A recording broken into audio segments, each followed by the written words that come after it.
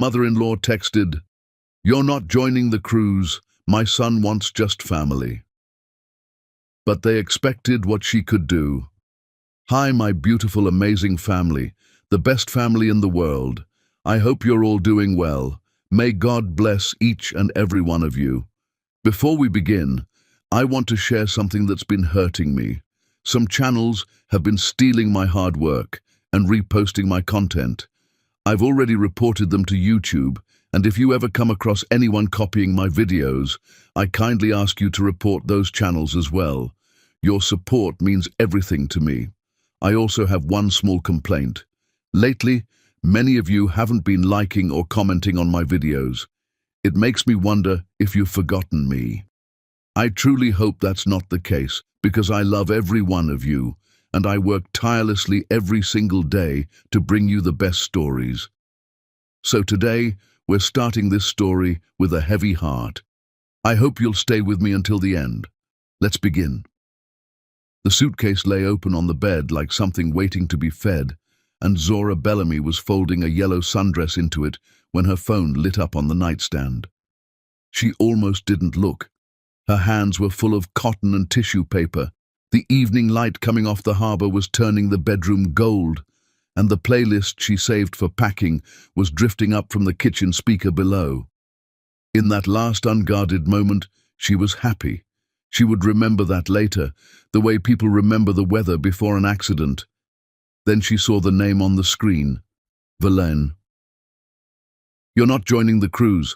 My son wants just family. Don't make this awkward." Zora read it, standing up. Then she sat down on the edge of the bed and read it again, slower, the way you reread a sentence in a language you thought you spoke. The sundress was still in her hands. 11 years of marriage, and she was holding a dress for a trip she had apparently never been invited to. She waited to cry, and the crying didn't come.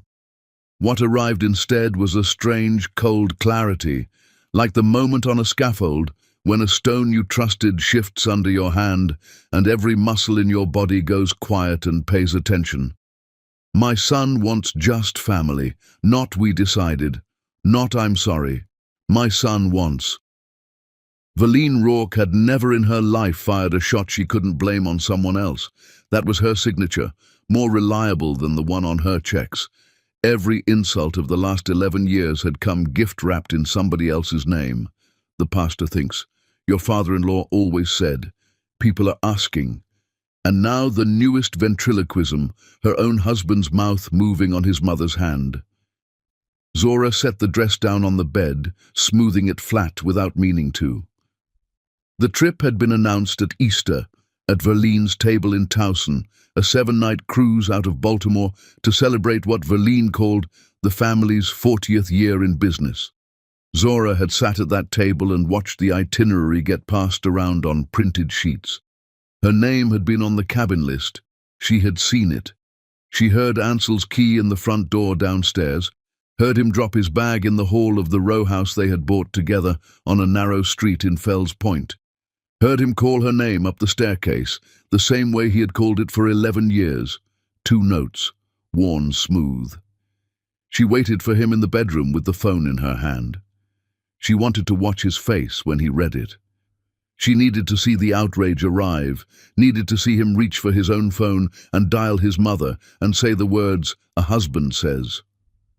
Ansel came in loosening his collar, smelling faintly of the sheet metal shop out in Dundalk, sunburn on the back of his neck from a rooftop unit inspection, and stopped when he saw her expression. "What happened?" She handed him the phone. She watched him read it, and she watched, with a slow, sliding feeling in her chest, as the wrong things happened on his face. Not shock, not anger. Something worse. Recognition. The tired, cornered look of a man being handed a problem he already knew about. "You knew," she said. "Zora. You knew she was going to do this." He set the phone down on the dresser, very carefully, the way people handle things when they're buying time. "She told me this afternoon. Called me at the shop. I was going to talk to you tonight, over dinner, like a person. I didn't know she'd text you like that. That was ugly. and I'll tell her it was ugly. You'll tell her it was ugly. Zora heard her own voice come out flat and strange, a voice off a recording. Ansel, your mother just told your wife she's not family. In writing. What are you going to do about it? He rubbed the back of his neck where the sunburn was. Outside, a water taxi cut across the harbour, trailing its white seam, and somewhere down on Thames Street somebody laughed too loud outside a bar, and the ordinary evening kept happening as if nothing in it had just broken. You know what the company's going through right now, he said quietly. You know what she's like when she's under pressure. Half the suppliers are calling her daily. She's not sleeping. This trip is the one thing she's been holding on to all year, and if I fight her about the guest list, she detonates, and I spend the next 6 months at that shop cleaning up the blast. He looked at her, and his eyes were asking her to already understand, the way they always asked. It's 7 days, Zora. 1 week on a boat with my mother and my sister, which honestly, you'd hate anyway. I keep the peace, I keep her manageable, and when we get back, I'll fix it. I promise you I'll fix it. The words landed one at a time, and each one told her something she had spent years refusing to learn. You're going, she said. I have to go. Half the reason for this trip is the company. Arlo Vaughan is coming, Dad's old partner, and if I'm not there, I don't know what she promises him or commits us to. I'm the only one who reads the paperwork, Zora. I'm the only adult on that boat. She told me I'm not family, and your answer is to pack. My answer is to manage it. His voice rose, then caught itself, dropped. I am one man standing between that woman and everything falling apart. You think I like this? You think I wouldn't rather be on a beach with you and a drink and no rorks anywhere on the horizon? Then be with me, stay home, let her sail, let her explain to her guests where her son is. He looked at her for a long moment, and she watched the possibility actually cross his face, watched him hold it up to the light, and watched him put it back down. She saw the answer arrive in his eyes before his mouth moved, and she understood that whatever he said next, she would remember it for the rest of her life. I can't, he said. He packed that night. She didn't help him, and she didn't stop him. She went downstairs and sat at the kitchen table with a cup of tea going cold in front of her, while drawers opened and closed above her head, each one a small door shutting somewhere inside her. She looked around the kitchen while she listened. The exposed brick they had repointed together their first winter, her mortar, his terrible mortar, redone twice. The window she had releaded herself, the glass throwing harbour light on the floorboards every morning for 9 years. She had restored half of Fell's Point with her own hands, and she had restored this marriage's peace 100 times the same way, patching, filling, repainting over the same recurring crack and calling the wall sound. The crack was structural. She had known it for years, the way you know a thing and file it away from yourself. The crack ran straight back to Towson. Near midnight he came down with his suitcase and stood in the kitchen doorway. He had changed into travel clothes and he looked wretched, and some worn-out, loyal part of her registered that and wanted to comfort him, and she hated that part of herself a little. The car's coming at 9, he said. Shipboard's at noon. When she said nothing, he tried again. 7 days, then I fix all of it. Her, the company, the way she talks to you, everything. I swear to you, Zora, when I'm back, everything changes. Keep the peace, Zora said. Isn't that what you said? Zora. I've watched you keep the peace with that woman for 11 years, Ansel. Every Christmas, every Sunday dinner, every backhanded toast at every party, you keep the peace. She looked up at him, and her voice stayed level, and that levelness was the most frightening thing in the room. You know what I finally figured out tonight? The peace you keep buying. I'm the currency. You've been spending me. He had no answer for that. She watched him search for one and come up empty, and the silence stretched until it became its own answer. And then the front door opened, and the suitcase wheels bumped down the marble step onto the brick sidewalk, and the door clicked shut, and the house was quiet in a way it had never been quiet before. Zora sat in the kitchen of the home they had rebuilt with their own hands and listened to her husband roll away toward his mother's ship. She didn't know yet that the cruise was not about her at all. She didn't know that an empty seat at a dining table on that ship had already been promised to a woman she had never met, or that 400 yards of gangway at South Locust Point were about to lead her family onto a stage Verlene Rourke had spent months building. And she didn't know that, in 2 days, an envelope with a bank's name on it would arrive through the brass slot in her front door and detonate what was left of her life. All she knew, sitting in the dark, was the last thing she had said to his back as the door was closing, so quiet she wasn't sure he heard it. "Don't sign anything." She had no idea why she said it. She would. Chapter 2. The Empty House and the Envelope. The ship sailed on a Sunday. Zora knew the departure time without wanting to know it, the way you know the hour of a surgery happening to someone you love in another city. 4:30 in the afternoon.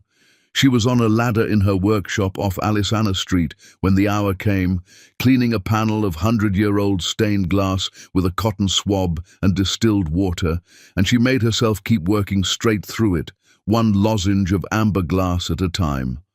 Her firm was small and hers. Bellamy Restoration, 4 employees, one battered white van with her name on the door, and a reputation that had taken a decade to build the only way reputations get built in her trade, slowly, in weather. They repaired the faces of old Baltimore, marble steps worn into smiles by a century of feet, formstone and brick and rusted iron balconies, rowhouse cornices that dropped pieces of themselves onto sidewalks until somebody called her, church windows that had survived every neglect except gravity. Zora had learned early that buildings were more honest than people. When something was rotten behind a building's face, the building eventually told you. A stain that kept returning, a hairline that widened by seasons. You just had to know how to look and to be willing to see it. She stayed at the workshop until dark because the house was unbearable. Sunday night she ate standing at the counter, a bowl of leftovers she didn't taste. The quiet had texture now. 11 years of another person's sounds, keys, footsteps on the stairs, the particular cough of the shower valve when he ran it too hot, all of it switched off at once, and what remained wasn't peace, it was the sound a house makes when it's listening. Monday, she worked 12 hours. She climbed scaffolding in Federal Hill and measured a repointing job and priced it standing on the client's roof, with the whole harbor spread out below her, the cranes at the port swinging containers like toys, and somewhere out past the Key Bridge memorial pylons, open water, and on it, somewhere, a ship. She did not check Ansel's location. She did not check the cruise line's tracker, though she knew it existed, though her thumb knew the way. She had her dignity, and she wrapped it around herself like a work coat, and it held for 2 days. It cracked Monday night when her sister called from Philadelphia. "So, how's the packing? You leave Sunday, right? Tell me you bought actual vacation clothes and not like respectable canvas." Zora stood at the kitchen window with the phone against her ear and had to say the sentence out loud for the first time, and saying it made it real in a way the text had not. "I'm not going. Verlene uninvited me. She texted me that Ansel wants just family." A beat. Ansel went anyway. The silence on the line was long and eloquent. Her sister had been at the wedding.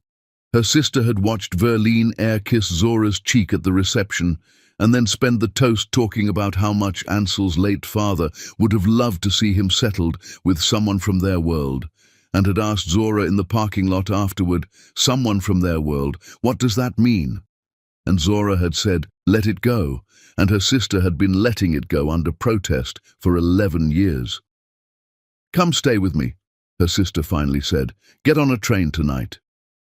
I have a landmark bid due in 2 weeks and a crew that needs work lined up.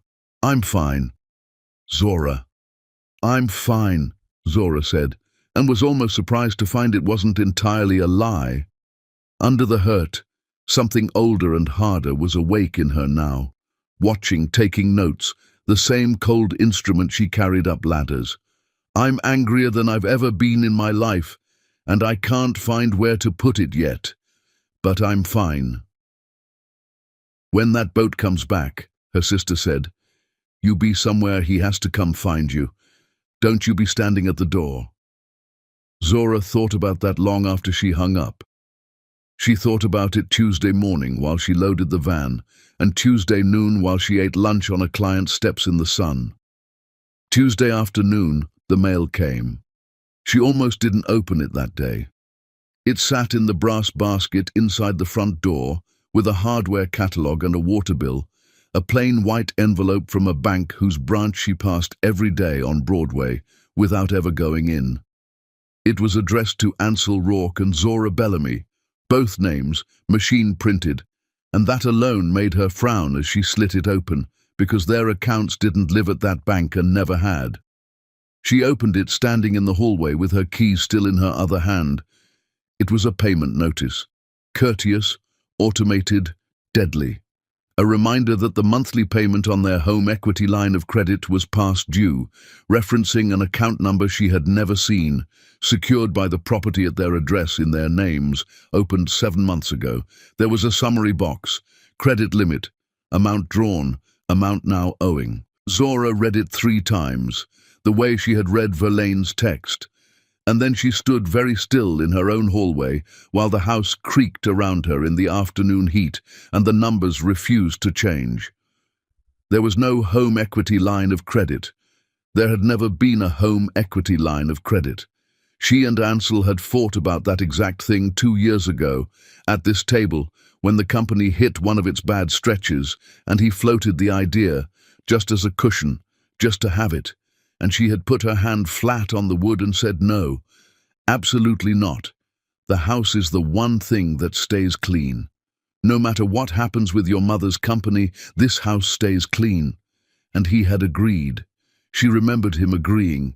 She remembered the exact slope of his shoulders when he agreed, the relief in it, like she'd forbidden him something he was afraid of wanting. The notice said the line had been open for 7 months. The notice said the amount drawn against her home was $190,000. She got to the kitchen and sat down because her legs suggested it.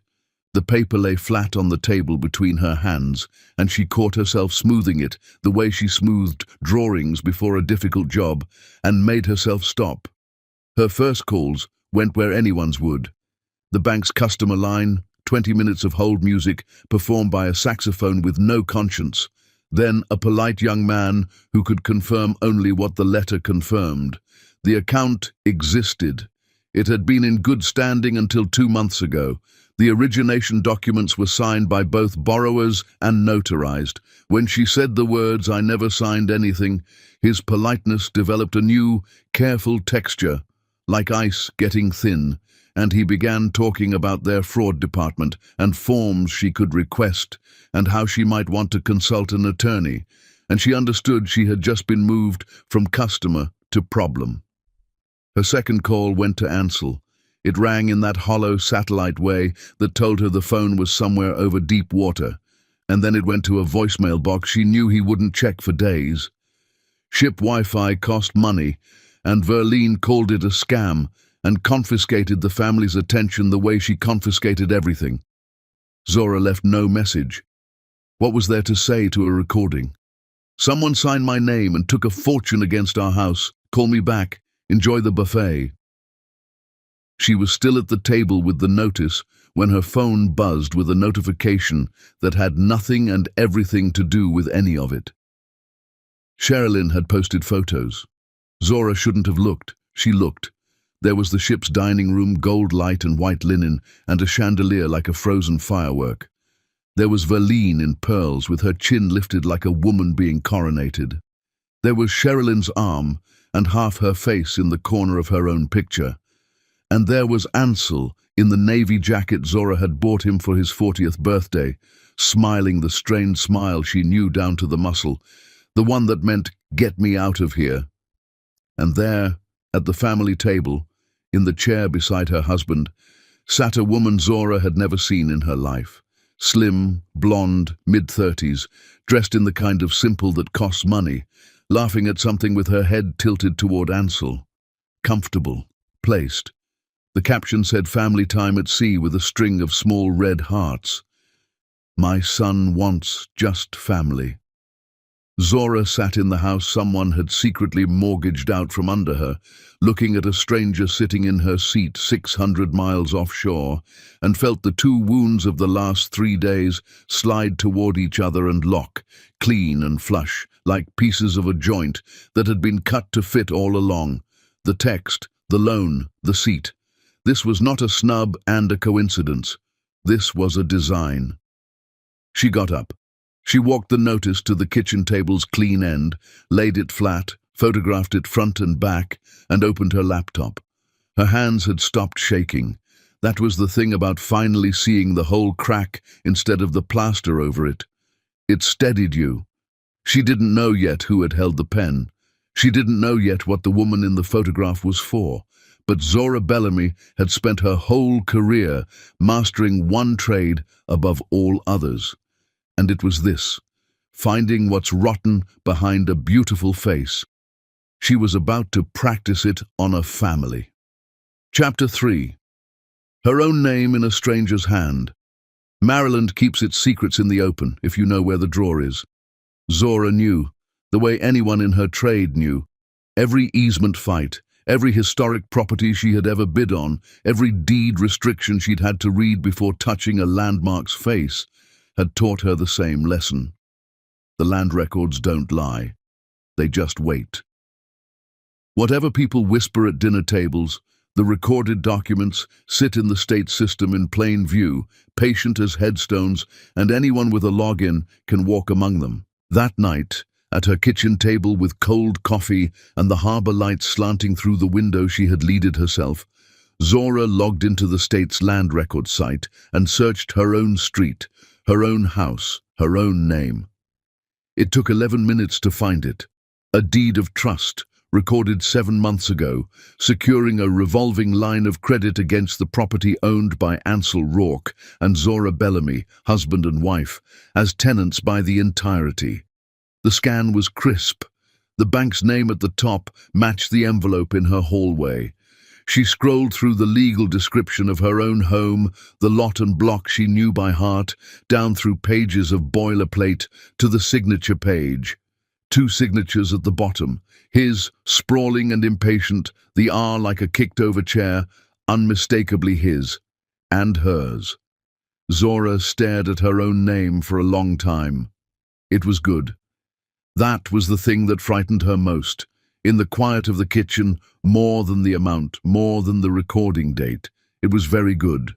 The tall, opening stroke of the Z, the little hitch where she always lifted the pen after the O, the way the B in Bellamy leaned slightly backward like a person bracing against wind. Whoever wrote this hadn't guessed at her signature. Whoever wrote it had studied it, had practiced it from real examples, the way Zora herself practiced a 19th century mason's tooling before recutting a damaged stone, until the copy disappeared into the original. Forgery, she thought, is just restoration with the conscience removed. Below the signatures sat a notary block, stamped and inked, subscribed and sworn before me. A seal, a tidy, upright script, Priscilla Nairn, Notary Public, State of Maryland, Commission Expiration, County, and a date. Zora looked at the date and felt something in her chest go very still, and then, slowly, begin to burn. She knew that date. She would have known it half asleep. It was the 3rd Tuesday of November, the day her crew had spent 40 feet up on scaffolding in front of a client's building on Charles Street, the day the lift jammed at 2 in the afternoon and they'd hand-carried stone to the platform until dark, the day the client, delighted with them, had brought up coffee and pastries and photographed the whole crew grinning on the planks for the company's social media page. Zora was in the center of that photograph, harness and hard hat and mortar on her chin, time-stamped, geotagged, 40 feet in the air, from noon until night.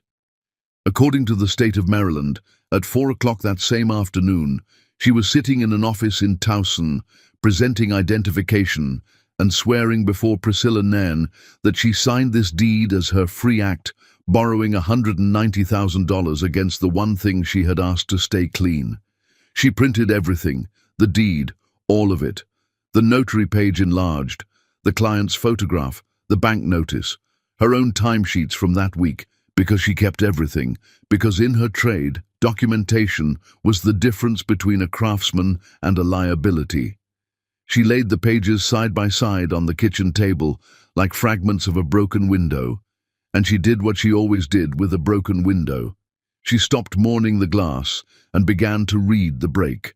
Someone with access to her true signature, multiple examples of it, not a scrawl off a card reader. Someone who needed serious money 7 months ago, quietly. Someone with the standing to arrange a notarized signing and the nerve to stage it. And someone who knew her schedule well enough, or cared so little, that they put the false signing on a day she could prove to the minute. There was no version of this that didn't run through the Rourke family. The only question that mattered, the question that sat on her chest all night like a course of block, was simpler and worse. 2 signatures were on that page. One was forged. Was the other one a victim's or a partner's? Was Ansel lied to, or was Ansel the lie? She slept 3 hours and called him at dawn, and the ocean ate the call. She called at noon, and the ocean ate that one too. She sent an email with the deed attached and a subject line she rewrote 5 times, deleting the anger, deleting the pleading, until 3 words were left standing. Call me, urgent. It sat unread. She could see it sitting unread, the little grey check refusing to turn. Somewhere off the Carolinas, her husband was at a towel animal demonstration or a midnight buffet while their house bled from a wound with her name carved into it. Thursday morning, Sherilyn posted again. Zora had promised herself she was done looking. She broke the promise the way everyone breaks that promise, standing in her workshop with her thumb moving before her principals woke up. This time, it was the pool deck. Verline in a wide white hat, holding court from a lounge chair like a throne with a drink in it. Sherilyn's pedicure in the foreground, and the blonde woman again, closer now, in the chair directly beside Ansel's, her hand resting on his forearm mid-laugh, while he looked out at the sea with an expression the camera was too far away to convict or acquit. But this caption was more generous than the last. This caption had a name. "So blessed to have Tinsley with us this week," it said. "Some people are just meant to be part of the family." Tinsley. Zora set the phone face down on the workbench, very gently, next to a panel of amber glass, older than everyone in that photograph combined. She stood in the smell of putty and distilled water in the shop with her name on the door, and she let herself feel all of it for exactly 5 minutes, timed on the wall clock. The humiliation, the fear about the money, the specific bone-deep loneliness of being robbed by people who had eaten at her table and let her wash the dishes after. Then the 5 minutes ended, and she straightened up, and the flailing part of this was over. The waiting part was over. The part where she was the woman things happened to closed like a door. She made 2 appointments before noon. The first was with an attorney in Mount Vernon, whose name Zora had heard for years on job sites and at preservation board hearings, always in the same tone, the tone contractors reserve for load-bearing things. Ramona Ellsworth, real estate law, 30 years of it, a woman who was said to read title chains the way other people read gossip, and who had once, according to legend, made a developer cry in a deposition using only a plat map. Her office said Ms. Ellsworth had a cancellation Friday at 10. The second appointment was harder to arrange because the person didn't know it was an appointment. Zora looked one more time at the notary block on the forged deed, at the tidy, upright official script of the woman whose stamp had turned a lie into a lien against her home. A notary was an officer of the state. A notary kept a journal, was required by law to keep a journal, every signing logged, every ID recorded. Whatever had happened in that room 7 months ago, there was an entry for it somewhere, in handwriting, in a book. Priscilla Nairn worked at a title company in Towson. Zora found it in 90 seconds. Her office was 9 miles from Zora's front door, 20 minutes up the road, in the same town where Verlene Rourke had been pouring coffee and running Baltimore County's most respectable little empire of contempt for 40 years. The ship would be somewhere near the Bahamas by now, white and enormous and unreachable, carrying her husband, his mother, his sister, and a woman named Tinsley, who was meant to be part of the family. Fine, Zora thought, gathering her printed pages into a folder and squaring the edges with one sharp tap on the workbench. Let them have their ocean. She had the land. Chapter 4. The Lawyer on Mount Vernon. Ramona Ellsworth's office occupied the parlor floor of a brownstone within sight of the Washington Monument, the old one, the marble column Baltimore raised before the Capitol raised theirs, and everything about the room said the same thing the monument said. We were here first, and we keep records.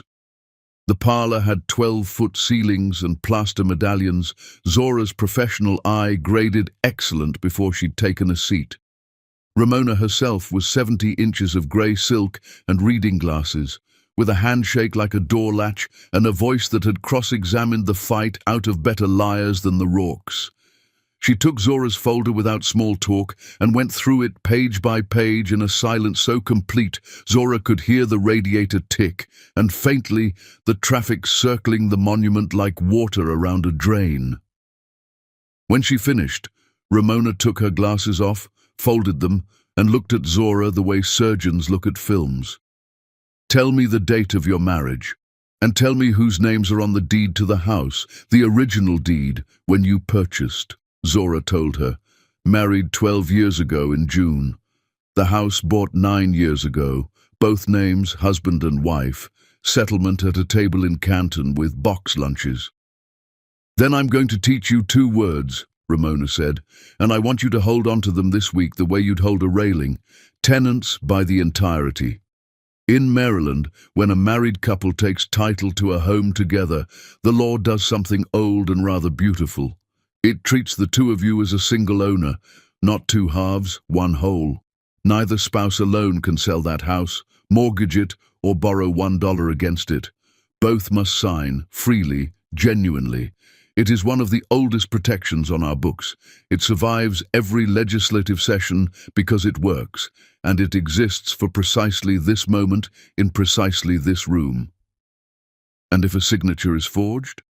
Then the document is not merely flawed, it is not voidable, which is a lawyer's word for wounded. It is void. Ramona said the word the way Masons said plumb, as a fact of the physical universe. A forged deed conveys nothing. It never lived. It is a photograph of a house pretending to be a house. The bank's lien, resting on it, rests on air. But she held up one finger, and the finger had ended arguments in 4 decades of hearing rooms. Void must be proven. The bank believes it holds a valid lien secured by your home, and banks do not surrender liens to hurt feelings or even to timesheets. They surrender to evidence, judgments, and fear, generally in that order. We prove the forgery. We quiet the title. We make you whole. That is the work. Now. She leaned back, and the chair creaked like rigging. Ask me the question you actually came here to ask. Zora looked at her hands, Mason's hands, scarred at the knuckles, steady. Where did the money go? Good, Ramona said softly, and something like approval crossed the glasses. Because that is the whole case. The forgery tells us what happened. The money tells us who. They traced it that afternoon and into the next morning, Ramona pulling threads with the bored efficiency of a woman who had unraveled uglier weaves than this one. A subpoena would come later. For now, there were public filings, court dockets, and the oldest database in Baltimore, people who owed Ramona Ellsworth favors. The draw on the credit line hadn't gone to a person, no jewelry, no casinos, nothing so honest. It had moved through a settlement account and out the other side in a spray of payments to creditors, and the creditors had names, and Ramona read the names aloud one at a time, while Zora sat very still. A sheet metal wholesaler on Pulaski Highway, an equipment leasing company, a commercial fuel account, a payroll funding service twice, a mechanical parts distributor with a judgment on the docket, satisfied and withdrawn 7 months ago. Every one of them was a vendor of Rourke Mechanical. Zora held the printout in her lap in that beautiful parlor and felt the picture assemble itself with a kind of terrible elegance. The company wasn't having a bad stretch, the way Ansel always put it. A rough quarter, a slow season, his mother's endless weather report of manageable trouble. The company was drowning, had been drowning for at least 7 months, because 7 months ago, somebody had gotten desperate enough to secretly leverage a house that didn't belong to them just to keep the lights on in Dundalk and the trucks fueled and the payroll met, and had chosen Zora's name as the tool because Zora's name was, in that family's arithmetic, the cheapest thing on the shelf. She didn't steal for a handbag, Zora said slowly. She stole to keep the company breathing. Which should frighten you more, not less, Ramona said. A vain thief stops when she's flush. A desperate one stops when there is nothing left to sign. Look at your own exhibit. She tapped the summary box on the bank notice. The limit on that line is $250,000. She's drawn 190. The money she took is spent, Ms. Bellamy, gone into a hole that reopens every payroll Friday, which means the remaining 60,000 is not a balance. It is a temptation with your name already practiced. So what do we do? In order. In order. Ramona put her glasses back on, and the strategist arrived behind them. 1. I draft the suit to quiet title, and with it we record a lis pendens, which is Latin for a warning nailed to your property record in the public square. It tells the world this lien is contested, so it cannot be quietly sold to some innocent buyer while we fight, and it tells the bank we are not writing letters, we are in the courthouse. 2. You file a police report for forgery, and don't wince at me. Civil suits move in seasons. Criminal exposure moves families like these overnight, because their whole religion is reputation. 3. She slid the deed's last page across the desk and set one manicured finger on the tidy script. We find the notary. Priscilla Nairn stamped a signing that never happened, or happened with an imposter in your chair. Maryland notaries keep journals. Somewhere in that woman's logbook is an entry for that Tuesday, and whatever it says, true or false, careless or corrupt, it hangs someone. Zora picked up the page and looked again at the neat, oblivious officialness of it. There's one thing I haven't been able to answer, she said. The signature, mine. It's too good, Ms. Ellsworth. Whoever wrote it worked from the real thing and not one sample. Documents, full signatures, repeated. Where does a person get those? Ramona watched her over the glasses, and her voice for the first time gentled by a single degree, which from her was an embrace. And who has access to documents like that? My husband, Zora said. The words came out level, and she was proud of them. Our files, tax returns, the closing papers, everything, in a green folder on a shelf in my office, in our house. 2 keys. She breathed once. And whoever he handed it to. The radiator ticked. Outside, the afternoon light was going long and gold across the square, gilding the monument to people who kept records. In 30 years, I have seen this pattern more times than I can count, Ramona said. Sometimes the spouse held the pen. Sometimes the spouse was merely careless with the wrong family, which is a sin, but a different sin. I won't tell you which one you married, because I don't know, and neither yet do you. She closed the folder and squared it. But I will tell you what I tell every client who sits in that chair with a boat in the story. Ships come back, Miss Bellamy. Every single one of them comes back, and the person standing on the pier holding the evidence is in a very different position from the person walking down the ramp with a tan. Zora stood, folder under her arm, and at the door she stopped.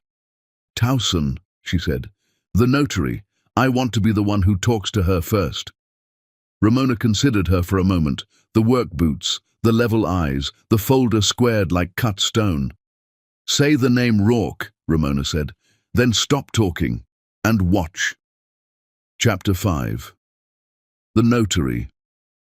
The title company in Towson operated out of a beige suite between an orthodontist and a tax preparer in a low-brick professional building off Joppa Road, the kind of office designed to be forgotten while you signed the biggest papers of your life. Zora arrived at 10 in the morning, wearing her good blazer and carrying the folder. She had dressed with more care than she had for her own settlement 9 years ago, because today she was the evidence as much as the pages were. She told the young man at the front desk that she needed a document notarized and would prefer to wait for Ms. Nahn specifically. A friend had recommended her. Then she sat under a plastic fern for 20 minutes, rehearsing nothing, because Ramona had given her only one instruction, and it did not require rehearsal. Say the name Rourke, then stop talking and watch. Priscilla Nairn turned out to be a small, careful woman near 60 in a librarian's cardigan, reading glasses on a beaded chain, carrying a coffee mug that said, "World's okayest golfer." She had the mild, patient face of a person who had watched 10,000 strangers sign their names and had opinions about all of them. She led Zora into a side room with a laminate table, 2 chairs, and a window overlooking the parking lot, sat down, uncapped her pen, and asked pleasantly what they were signing today. "Nothing," Zora said. "My name is Zora Bellamy. 7 months ago, you notarized my signature on a deed of trust for a property in Fells Point. The borrowers were Ansel Rourke and Zora Bellamy." She said the name Rourke, and then, as instructed, she stopped talking and watched. It was like watching mortar fail. Nothing moved, and everything moved. Priscilla Nairn's face stayed politely fixed, while the blood left it in stages: forehead, cheeks, mouth. The pen in her hand came down slowly to rest on the table, and her thumb capped it with a tiny click that sounded very loud in the little room. Her eyes went to the folder under Zora's arm, then to the door, then back to Zora, and in that circuit, Zora read 7 months of something carried and never set down. "I notarize many documents," Priscilla said. "I'm sure you do. This one has a problem." Zora opened the folder without hurry. She laid the client's scaffolding photograph on the table first, the whole grinning crew, herself in the center in harness and hard hat, the timestamp printed in the corner.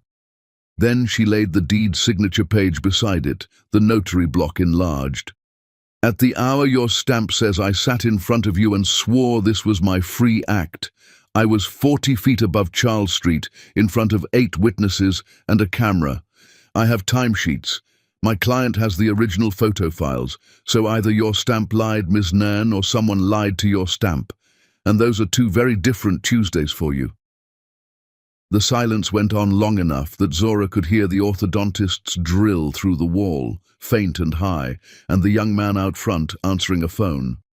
"I could ask you to leave," Priscilla said. "You could. My lawyer's next letter goes to the Secretary of State's office either way. They commission you. They can compel your journal."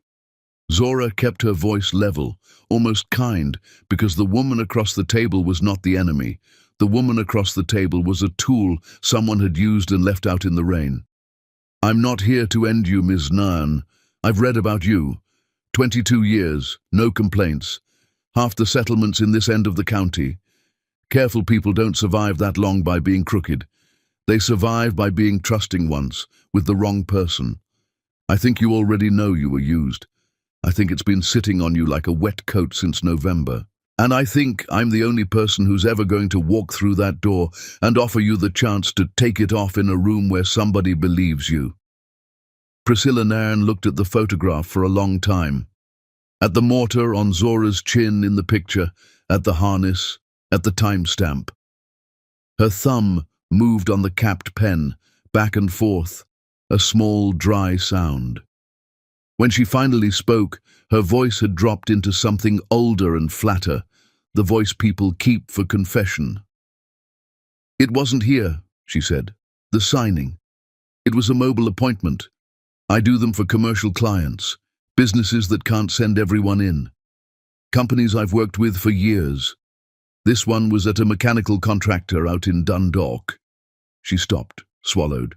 "I'd done their corporate resolutions, their fleet titles, years of it. The owner called me herself, very warm. Said her son and daughter-in-law were consolidating some debt. The family was gathering at the office to sign. Could I come Thursday at 4? She made it sound like a christening. And when you got there? Conference room, papers laid out in signing order, tabbed, which I noticed because most families are chaos, and this was a closing table. The son signed first in front of me, license on the table. That part was proper as church." Her eyes came up, and the misery in them was old and rehearsed. The misery of a person who had run a memory 1,000 times, looking for the exit she missed. "And there was a woman." Zora did not move. "Describe her." "White, 30s, blonde, shoulder length, very put together, sheath dress, good shoes, the way brokers dress. She was introduced to me as the wife, Mrs. Rourke's daughter-in-law. She had a driver's license, and I looked at it. I always look, and the name was right, and the photo was it was a blonde woman. It was close enough that I—" Priscilla's hands found each other on the table and knotted. "It was close enough. That's the truth of what I did. It was close enough, and the room was warm, and the coffee was poured, and the owner was telling a story about her late husband, and I stamped it, and I drove home, and I felt fine for about 2 weeks. And then I didn't."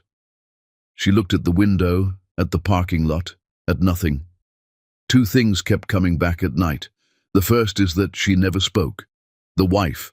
Not 10 words in 40 minutes. The mother answered everything for her, even a question I asked her directly about the spelling of her name. Who lets someone else spell their name? Her jaw worked. The second is the signature itself. I've watched thousands of people sign. Everyone hesitates on their own name, Ms. Bellamy. A little catch, a little settling of the hand. Every single person, because your name is the one thing you never practice anymore. That woman signed 6 pages without one hesitation, smooth as pouring water. I remember thinking, she signs like a person who's been practicing. She had been, Zora said quietly, from real documents, full signatures, repeated. Where would those have come from in that room? I don't know, but the mother had a folder. Priscilla closed her eyes, retrieving it, and Zora watched her do it and knew the retrieval was accurate, because this woman's whole profession was noticing. Green, worn at the corner. Before the signing, she was checking pages in it against the loan documents back and forth, like proofreading. I assumed it was the application file. It sat by her elbow the whole time, and it went back into her bag when we finished. The little room was very quiet. Through the wall, the drill whined and stopped. There it was, the green folder. Zora's tax returns lived in a green folder, worn at the corner, on the second shelf of her home office, in a house with 2 keys. She felt the fact slot into the brake pattern with the soft, sick click of a joint closing, and she kept her face still because there was one more course to lay. Ms. Nairn, your journal, the entry for that appointment. Exists. Priscilla opened her eyes. Date, time, location, the address in Dundalk, names as given, the ID numbers I recorded off both licenses, his and hers. Thumbprint, no, I don't take them for acknowledgements, God help me. From now on I will. She looked at Zora, and something in her face had finished settling while she spoke, the look of a person who has stopped negotiating with a weight and decided to carry it in public. I'll give a statement. To your lawyer, to the police, to the Secretary of State, to anyone with a door. 22 years, Ms. Bellamy. 22 years of being the person both sides could trust in the room, and that woman spent my whole career in one afternoon like it was pocket change, over coffee, telling stories about her dead husband. She pulled a legal pad toward her and began, unprompted, to write the Dundalk address from memory. "One more thing," she said, not looking up. "When she called to book me, the owner, there was a detail I told myself was a joke, and I've been telling myself that for 7 months. The pen stopped. She said it had to be that Thursday. Had to be. And when I asked if the following week wouldn't be easier, since Thursdays are tight for me, she laughed. That hostess laugh, and she said, "No, dear, it has to be Thursday." Priscilla looked up. "Because after Thursday," she said, "the wife gets difficult." Zora gathered her pages slowly, evenly, and stood and squared the folder against the laminate table with one soft tap. "The wife gets difficult." "Ms. Nan," she said, "you have no idea." Chapter 6. What the seat was, for the name Tinsley cracked open on a Friday, and like most locked doors in Baltimore, it opened for gossip before it opened for law. It was the wife of a sheet metal supplier who did it, a woman reached through 3 degrees of job site acquaintance, a foreman who knew an estimator who knew a wife who, the foreman said, knows everything east of the Beltway and forgives none of it. Her name was Dot, and she met Zora at a coffee place on O'Donnell Square in Canton, ordered a large caramel something with the confidence of a woman being treated, and spent the first 10 minutes swearing she wasn't one to talk. She spent the next 40 proving otherwise, and Zora, who had priced information her whole career, considered the coffee the best money the case would ever spend. "Vaughan," Dot said, leaning in. "Tinsley Vaughan. You really don't know the name? Her father's Arlo Vaughan, and if you'd spent 1 day in commercial mechanical in this town before marrying into it, honey, you'd know it. Arlo and Big Ed Rourke, Verlene's husband, rest his soul, came up together. 2 trucks and a phone booth, that whole legend. They were partners on half the school and hospital work in Baltimore County back in the day. Split the businesses years before Ed passed, all friendly, Christmas cards, the whole thing.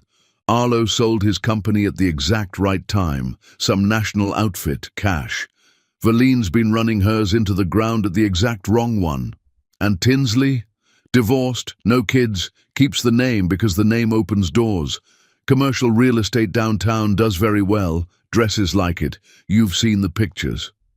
Dot stirred her drink, choosing the next words with visible pleasure, a connoisseur arranging a plate. And Verlene has been walking that girl around all year like a horse she's showing. The company Christmas party at the Boomy Temple, Ed's memorial golf outing in the spring out at Rocky Point. My husband was at both. Both times, Verlene sat Tinsley next to Ansel with the place cards, and both times she stood behind those 2 beaming like a preacher at an altar call. Zora kept her hands quiet around her cup. Through the window, ordinary Canton went by, strollers and delivery trucks, and a man arguing gently with a parking meter. "Ansel's married?" she said. "Honey." Dot said it not unkindly, which made it worse. Everybody at those parties knows Ansel's married. Everybody at those parties has also heard Verlene, 2 drinks in that church voice of hers, telling people it's a sad situation, that it's basically over, that the wife is cold, career first, married to her little business, no children, no interest in family, and her poor son stays out of loyalty and Catholic guilt. She had the grace to wince. Her words. I want that on the record, not one soul's but hers. My husband came home from that golf thing and said, "That woman is selling a divorce that hasn't happened yet." And I said, "Dennis, she's not selling the divorce, she's selling the next wedding." The room tilted a little and Zora let it tilt and then leveled it herself, a skill she was getting efficient at. So that was the story being retailed around her own city while she was 40 feet up on scaffolding, earning the money Verlene was secretly stealing. A cold wife, a dead marriage, a patient, suitable, well-named girl being warmed up in the on-deck circle in front of 200 people at a golf outing. She thanked Dot, who said "any time, sweetheart," and meant it, and who then said one more thing at the door casually, the way people drop the heaviest thing they're carrying. "You know the part that always got me? Tinsley's not even hungry for it. You watch her at those things. She works the room for her own listings. She's a professional. It's the mothers running it. Verleen needs the Vaughan money, and Arlo, bless him, he's old, he's sentimental, he misses Ed, and Verleen's been feeding him this family reunited fairy tale for a year." Dot shook her head. Two old people trying to merge their kids like companies. It'd be sweet if it wasn't a crime. Zora stood on O'Donnell Square in the noon light and thought, "You don't know the half of it, Dot. It is, in fact, literally a crime, and I have the deed." But gossip was only half a blueprint. That night, back at her kitchen table with Ramona's printouts fanned out and a pencil in her hand, Zora drew the other half herself, because it was, in the end, a structures problem, and structures were her trade. Load 1. Rourke Mechanical was failing. The Forge credit line had bought 7 months of payroll and fuel, and the money was gone, and Ramona's vendor contacts said the accounts were sliding again. 60 days, 90 days, the quiet death spiral of a contractor. A company that size needed real capital, 7 figures, or a buyer. Verleen would sooner burn it down than sell her husband's name off the trucks. Load 2. Arlo Vaughan had sold at the top. Arlo Vaughan was liquid, sentimental, aging, and had exactly one heir. The connection, the beam meant to carry load 1 over to load 2, was a marriage. Merge the families, and the money follows. It was medieval. It was efficient. Dowry logic with a Delaware holding company. And it explained, finally and completely, the thing that had made no sense from the first night, why Verleen had needed Zora, not merely absent from a vacation, but formally, textually, humiliatingly declared not family.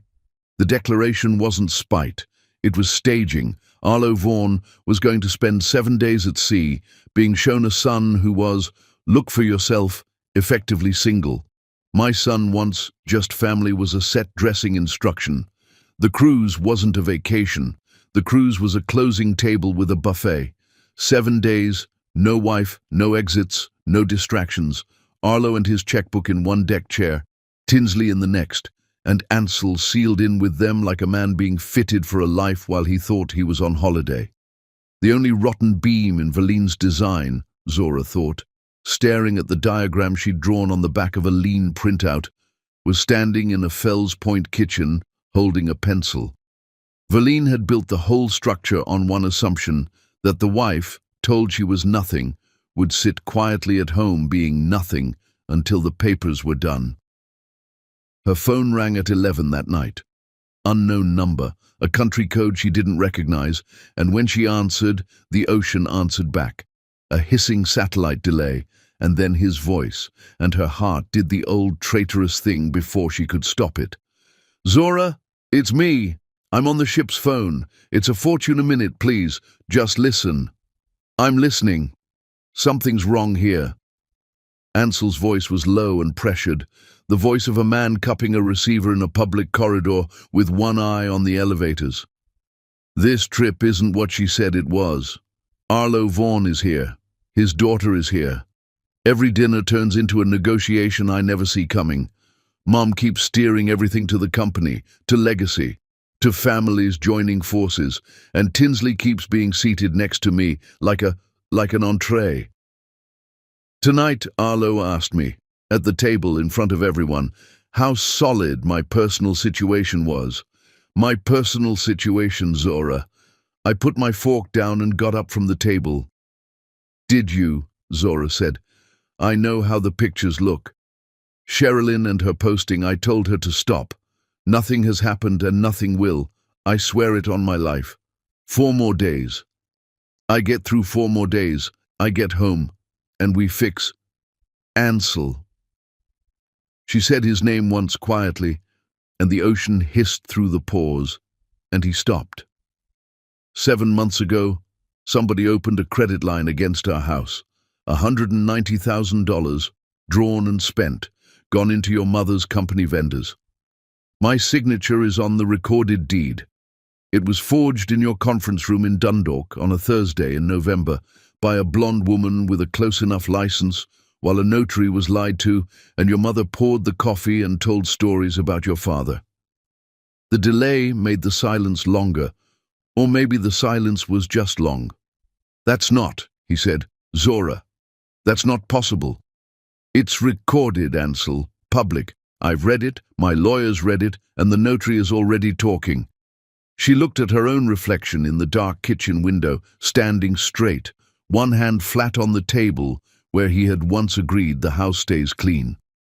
So, I'm going to ask you one question, and I want you to answer it out there on the water, where your mother can't reach you first. The forger worked from my real signature. Many examples. Tax returns. The green folder, Ansel. The one on the second shelf in my office. She heard him breathe in, 600 miles away. Did you know? The satellite delay stretched. 1 second. 2. She stood in her kitchen counting the ocean between them, and the pause went 1 second past honest. Zora. She hung up. Chapter 7. Zora's Own Fire. The letter from her own bank arrived on Monday, and it was polite the way an undertaker is polite. Bellamy Restoration's expansion loan, the one Zora had spent a year assembling, the one that was supposed to fund a second crew, a proper conservation lab with a fume hood instead of a box fan, and the bonding capacity for large public contracts, had encountered what her loan officer's letter called a snag. The snag had her name on it. A routine refresh of her personal credit, standard before final approval, had surfaced a large, now delinquent home equity obligation, and the underwriters had questions, and until those questions were resolved, the approval was, regretfully, paused. Zora read the letter twice in her workshop doorway with the morning sun on the page, and it was strange, but this was the one that finally made her hands shake. Not Verline's text, not the ship, not even the deed itself. This, because in 11 days, the city's Preservation Commission would select the contractor to restore the terracotta and stained glass of a landmark tower downtown, the ornate old giant every Baltimorean knew on sight, the building she had loved since she was 9 years old, looking up from a bus window. Bellamy Restoration was one of 2 finalists. The bid required proof of financing, and the proof of financing was now paused because Verline Rourke had needed her son's wife erased quietly and hadn't cared, hadn't even wondered what her signature was holding up. Verline hadn't just reached into Zora's marriage. She had reached, blind and indifferent, into the one thing Zora had built entirely alone, before Ansel outside the Rourkes, the thing with her own name on the door and her mother's pride poured into the foundation. Her mother had cleaned offices at night for 20 years, downtown towers, other people's marble lobbies, so Zora could take an apprenticeship under a master mason instead of the first paycheck she was offered. Zora had eaten enough pride in her 20s to pave a street. She'd been mistaken for the help on her own job sites, handed trash bags, asked when the contractor was arriving, and had smiled and corrected them once, and let the work correct them the second time. Brick by brick was not a metaphor to her. It was Tuesdays. It was a decade of Tuesdays, and a woman in pearls in Towson had put all of it in a folder marked collateral without a second glance.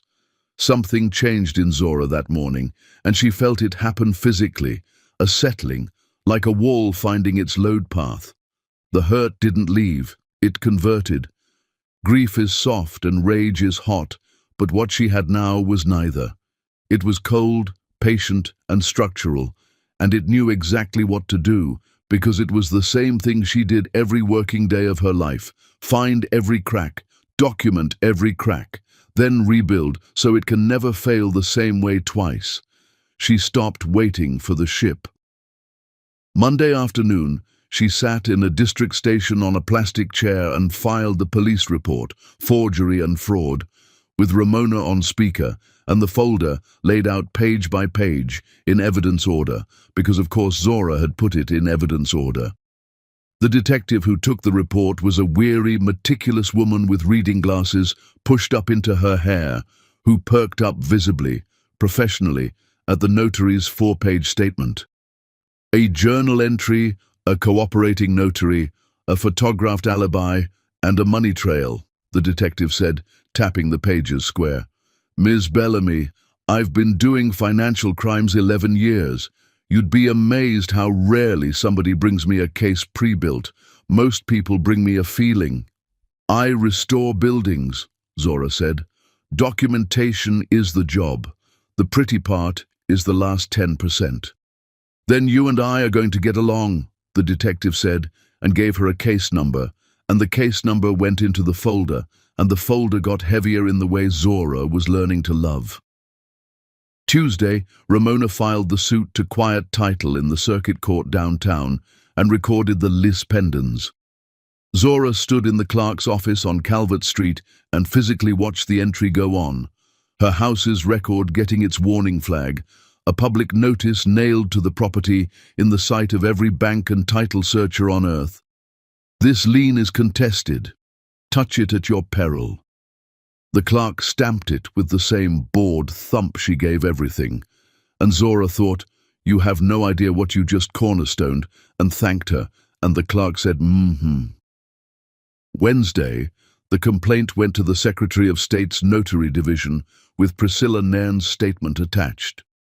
Priscilla had delivered it dry-eyed and thorough, 22 years of professional grievance compressed into 4 devastating pages, including the sentence Zora suspected would someday be read aloud in a courtroom, the one about the woman who signed 6 pages smooth as pouring water.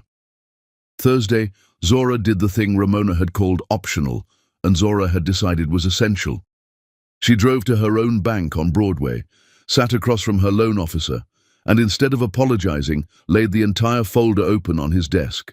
The forged deed, the scaffolding photograph, the police case number, the lawsuit stamp, the lis pendens, the notary's statement. "I'm not asking you to ignore the debt," she said. "I'm showing you that the debt is a crime in progress, that I'm the one prosecuting it, and that every document in this folder ends with it voided.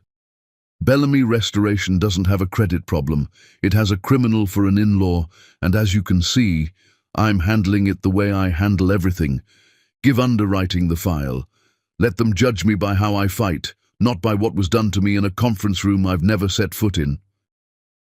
The loan officer, 19 years at that branch, went through the folder in silence, page by page, and at the end, he took his glasses off and looked at her with an expression she recognized, because clients wore it standing under a restored facade, the look of someone recalibrating what a person can be.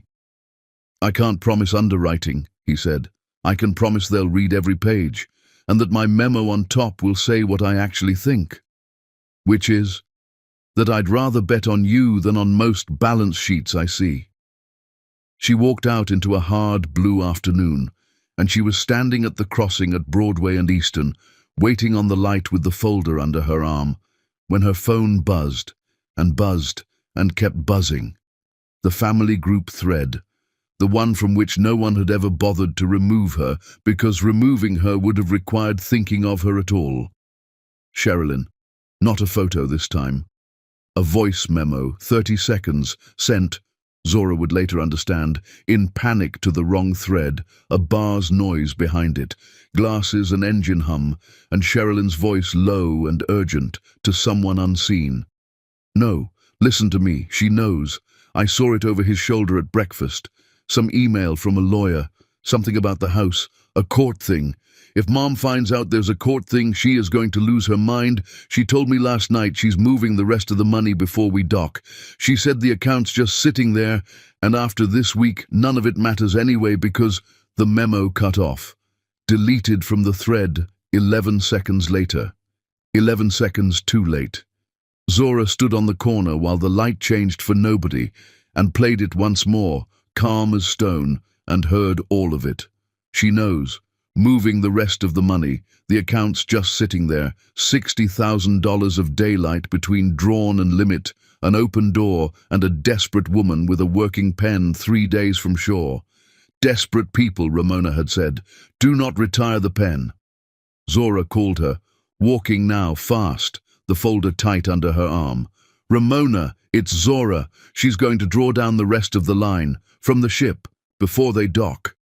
A pause, one breath long, and then Ramona Ellsworth's voice came back with the sound Zora had been waiting 11 days to hear from another human being, the sound of someone else's cold, patient, structural rage.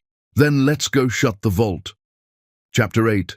The move from the sea banks. Don't hurry, but courts can if you know which door to knock on and arrive carrying fire. Ramona arrived carrying fire.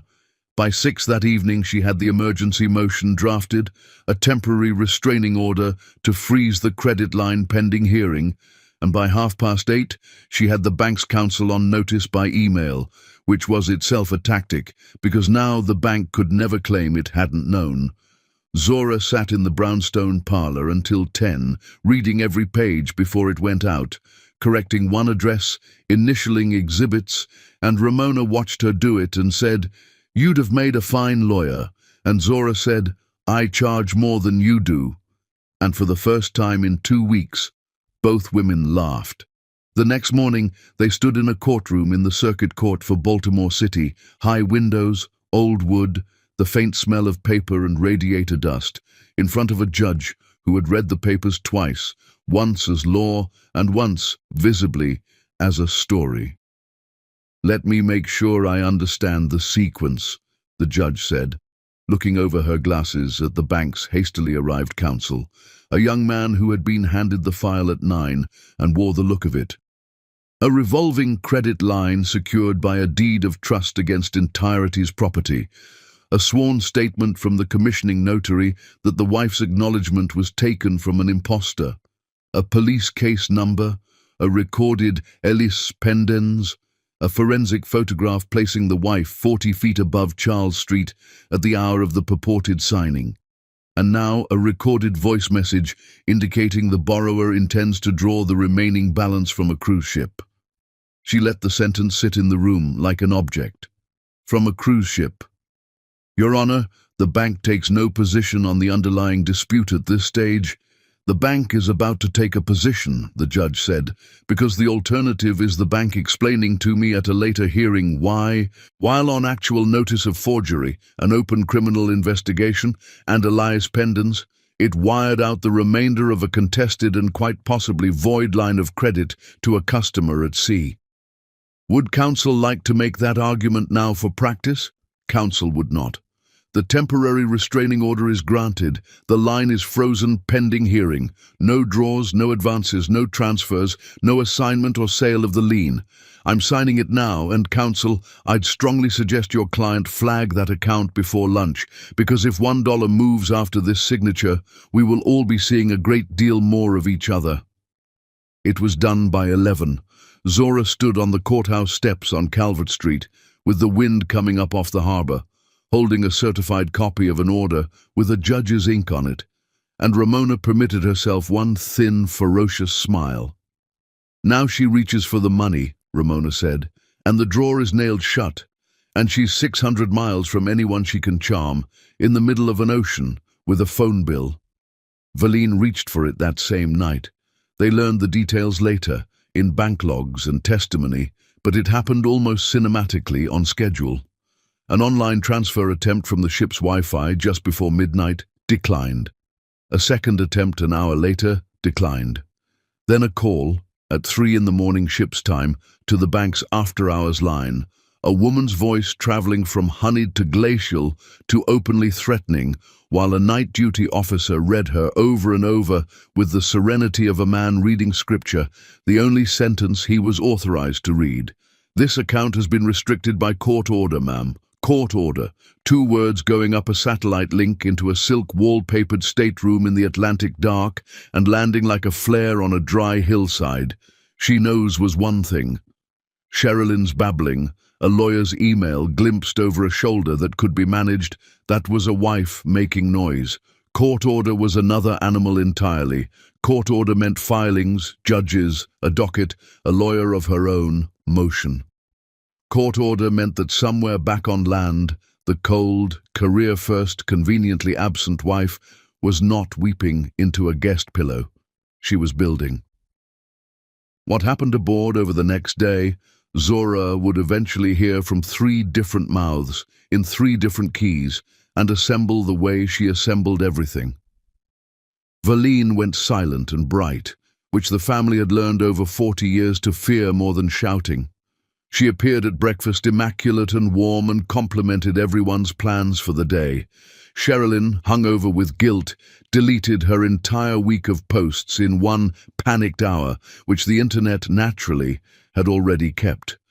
And by noon, Verleen had moved the timetable. The signing dinner, the true business of the entire voyage, staged and scripted for the final night at sea, was announced for that evening instead. The ship's premium steakhouse, the private corner behind the glass partition, family attire. She told Arlo she simply couldn't wait any longer to celebrate the future. She told Ansel nothing at all, which told him everything. Zora knew none of this yet when her phone rang at 10 that night. The strange country code again. She stood in her kitchen and looked at it ring 3 times, the certified order lying on the table beside the folder, before she answered. "It's me," Ansel said. "Don't hang up. You don't have to say one word. I need 3 minutes, and this time I'm not asking you to save me, so just 3 minutes." She said nothing, which he correctly took as the clock starting. "You asked me if I knew, and I froze, and you hung up, and you were right to, because the honest answer took me 2 days to be able to say out loud, even to myself." His voice was ragged, stripped of the manager's polish, and behind it she could hear wind, an open deck, the deep engine note of the sea. "I didn't know about the deed. I swear that on my life, and I know what my word is worth to you tonight, and I'm saying it anyway. But Zora, the reason I froze is that when you said it, pieces fell into place that I have been refusing to look at for 7 months, because looking at them meant looking at her. She asked me for our tax returns last winter, said the company's lender needed personal financial statements from all corporate officers, and I'm listed as an officer, and it sounded exactly boring enough to be true, and I walked into your office, and I took the green folder off your shelf, and I handed it to my mother." A breath. "I handed it to her. I didn't ask why the lender would need your returns too.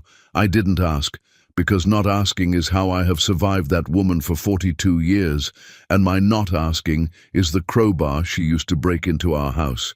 You want to know what I knew? I knew better. That's what I knew. Since I was a boy, I knew better, and I kept the peace instead." The wind filled the pause.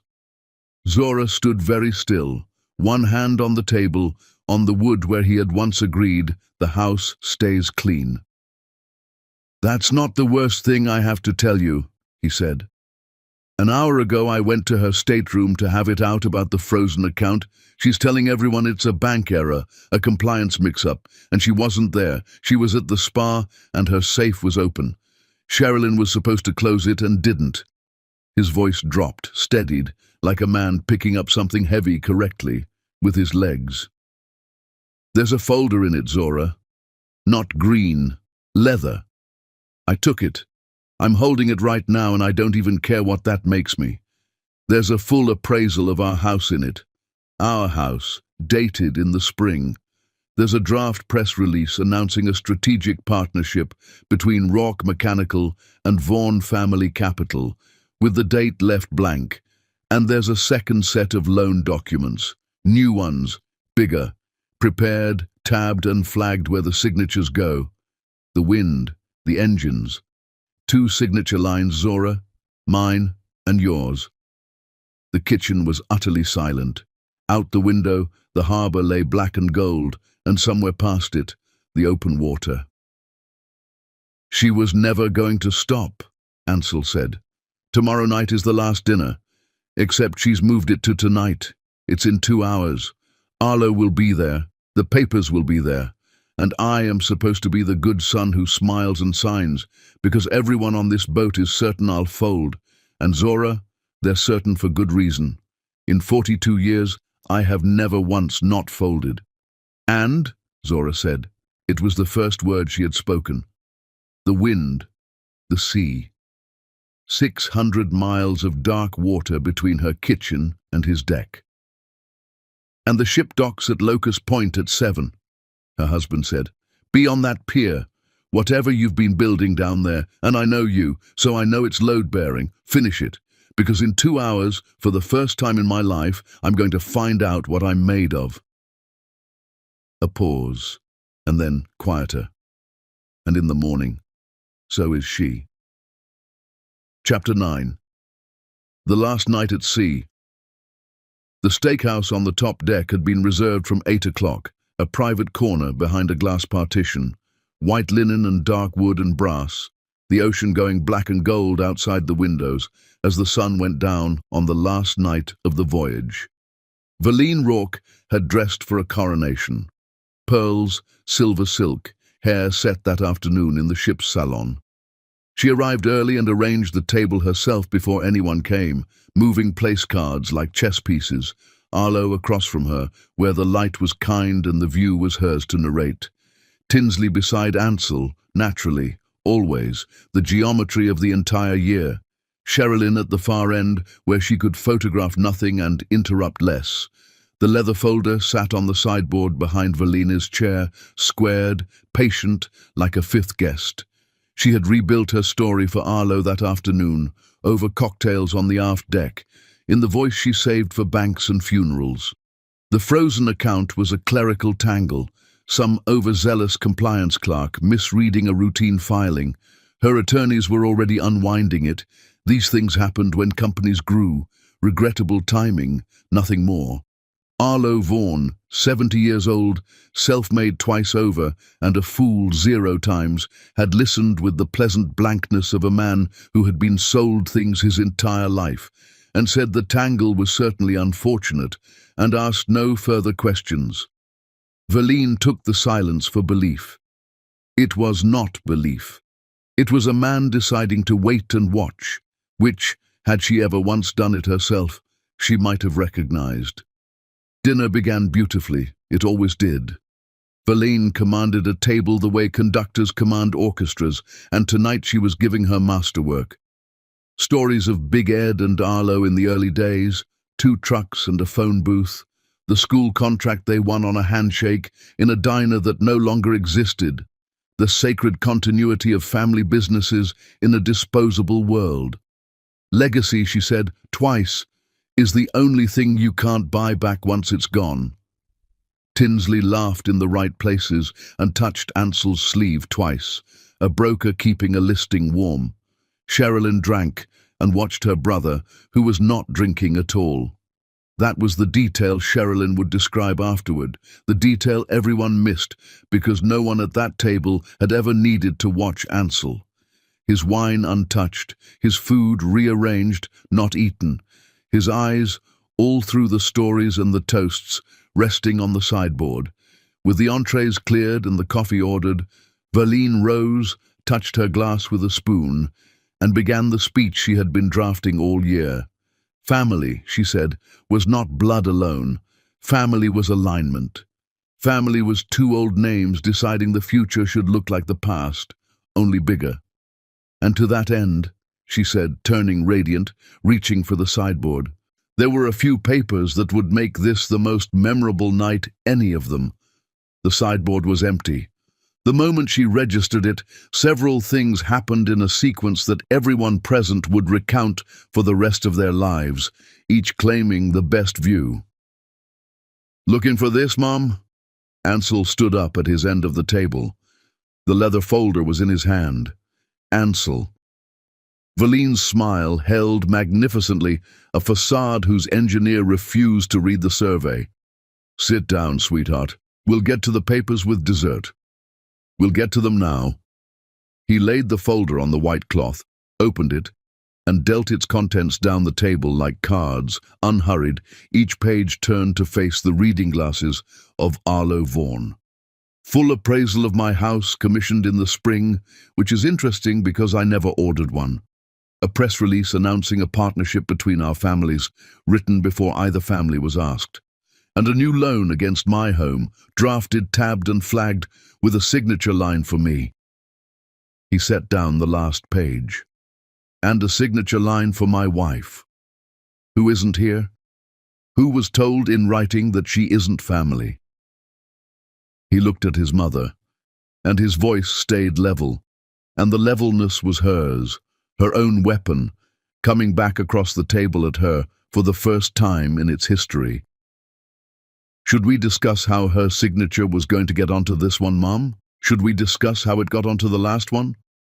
That is company business, Verlene said, low, and you are embarrassing yourself in front of... There's a court order freezing the last loan, Ansel said, to the table now, evenly, almost gently, a man reading a survey aloud. Because the deed behind it was forged. In our conference room in Dundalk, my wife's name, written by another woman's hand, from her stolen tax returns, while a notary was deceived and my mother poured the coffee. There is a police case number. There is a lawsuit. There is a sworn statement from the notary. He turned to Arlo Vaughan and inclined his head with a courtesy that was its own violence. The clerical tangle, Arlo, is a felony.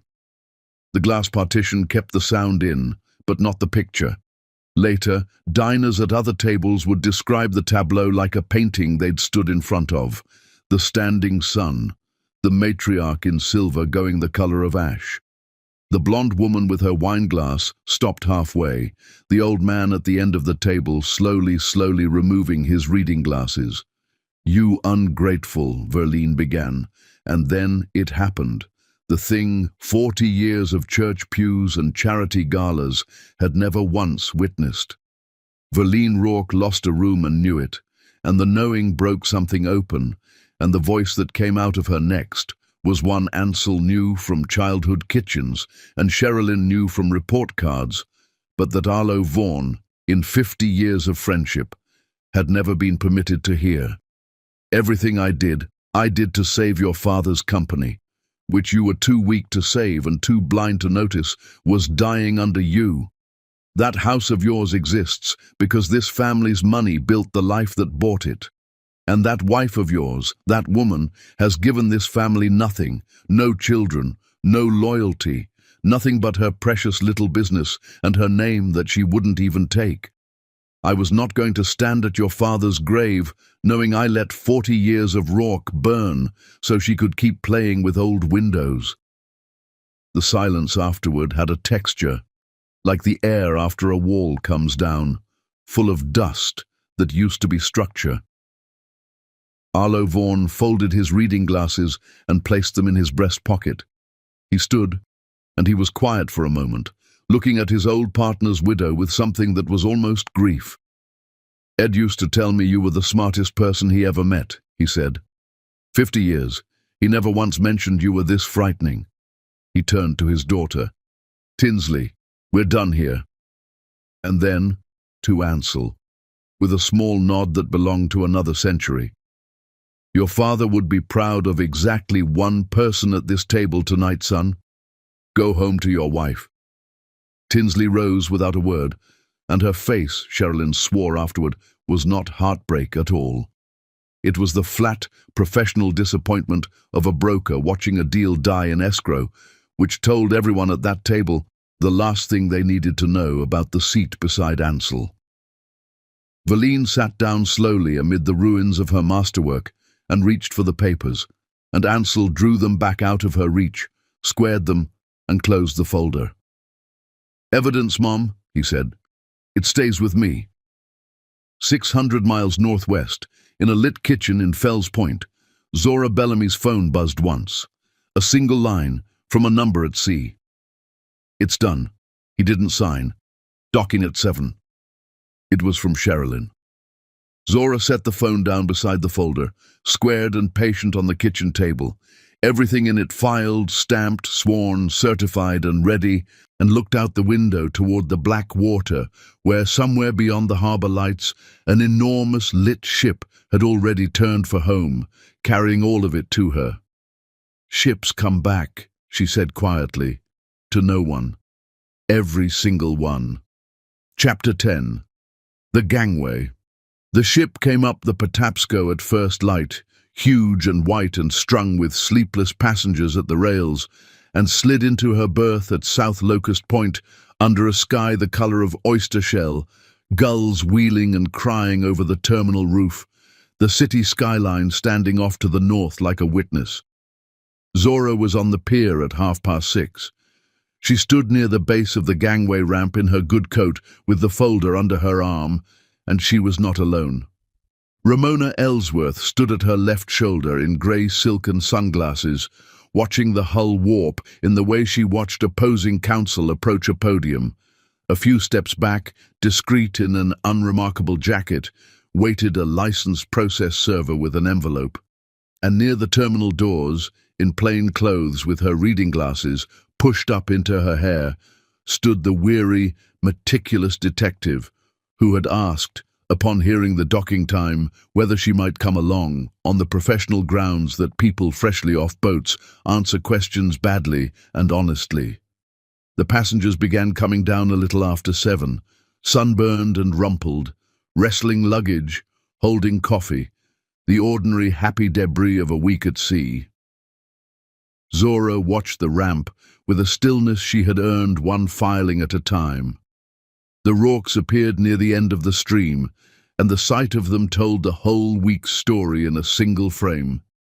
Sherilyn first, hollow-eyed behind sunglasses at dawn, who saw Zora and stopped, and then, to her small eternal credit, nodded once, the nod of a witness reporting for duty.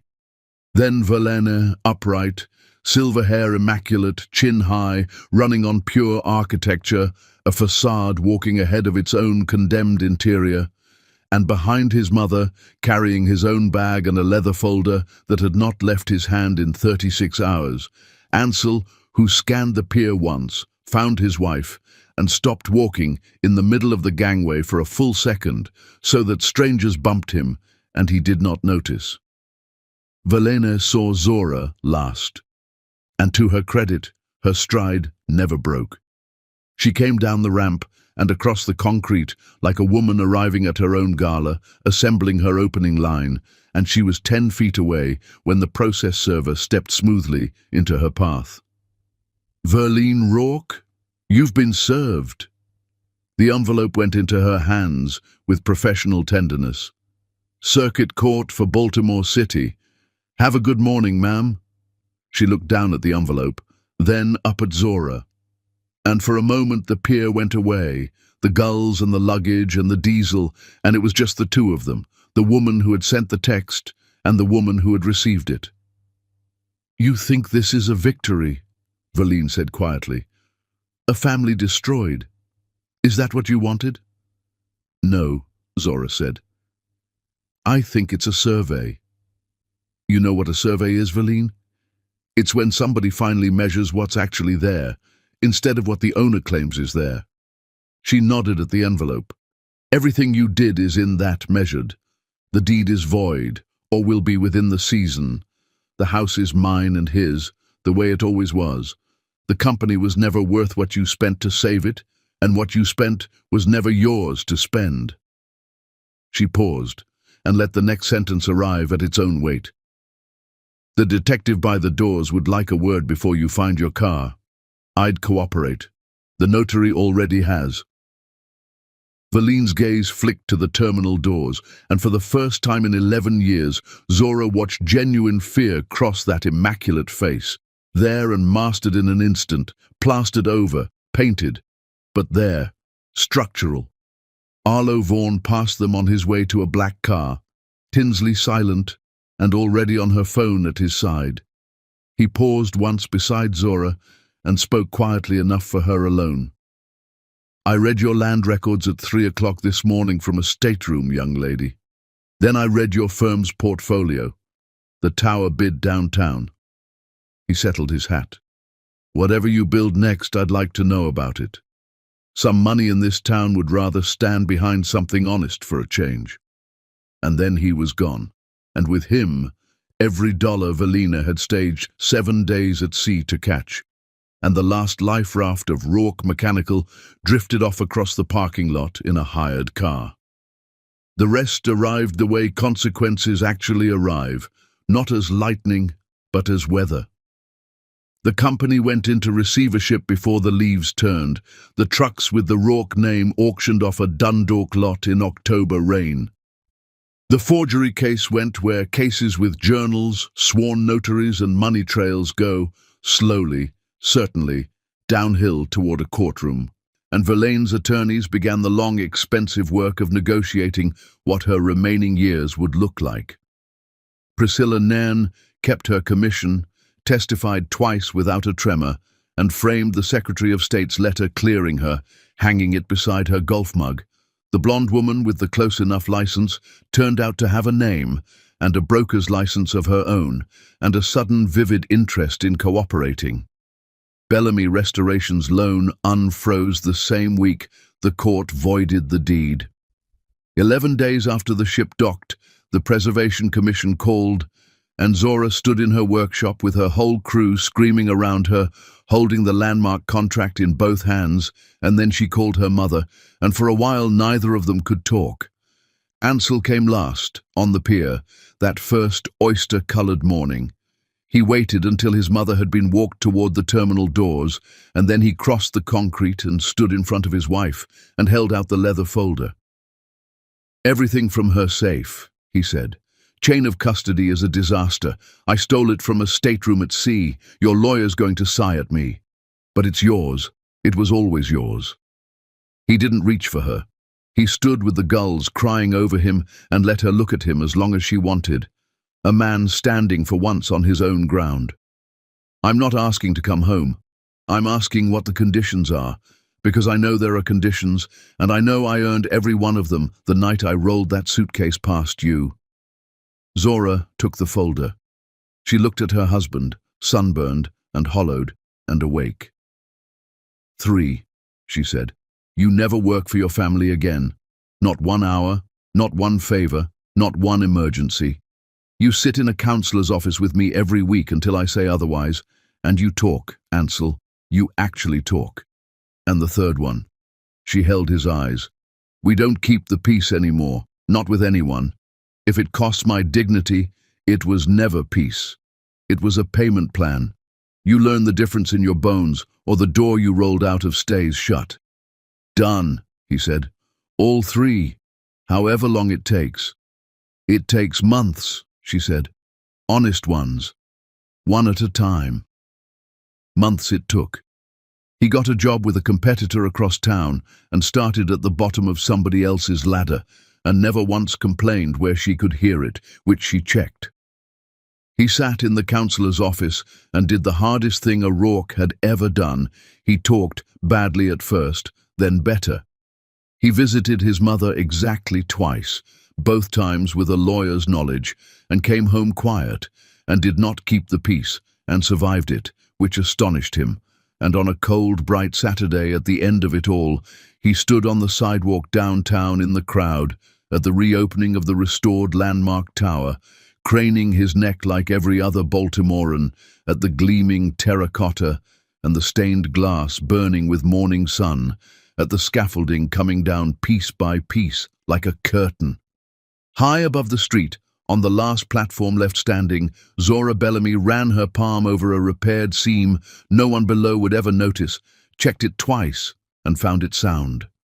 That was the whole secret, she thought, starting her climb down toward the man waiting at the bottom, patient on ground he had earned. Old houses, old cities, old marriages. Nothing worth keeping stays standing on its own, and nothing rotten stays hidden forever behind a beautiful face. You inspect it.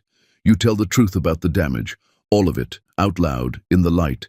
And then, if the bones are good, you do the work. The end.